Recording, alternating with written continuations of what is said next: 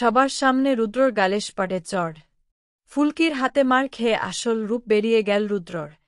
আমরা এমনটাই দেখতে পারব, চলুন বিস্তারিত জেনে নেই। ধারাবাহিকের বর্তমান পর্বে দেখা যাচ্ছে, ছাড়া পেয়ে আবার ফুলকির ক্ষতি করতে তাদের আশেপাশেই ঘোরাফেরা করছে শয়তান রুদ্ররূপ সান্যাল। তার উদ্দেশ্য এবার ফুলকির মেয়ের ক্ষতি করা। আর সেটা করার প্রক্রিয়াও ইতিমধ্যেই শুরু করে দিয়েছে সে। রোহিতকে সেই ফুলকির কাছ থেকে কেড়ে নিয়েছে। তাই ফুলকি কোনোভাবেই নিজের মেয়েকে হারাতে চাল না। ইতিমধ্যেই জোকার সেজে ফুলঝুরির কাছাকাছি পৌঁছে গিয়েছিল রুদ্র। এবার একেবারে নতুন বেশে ফুলকির সামনে ধরা দিয়েছে সে। রুদ্ররূপ ভান করে সে ভালো হয়ে গিয়েছে। তার মধ্যে আর কোনো রাগ ক্ষোভ প্রতিহিংসা পরায়ণ মনোবৃত্তি কিছুই নেই। কিন্তু ফুলকির বুঝতে বাকি নেই যে তার মনের মধ্যে ঠিক কতটা বিষ রয়েছে।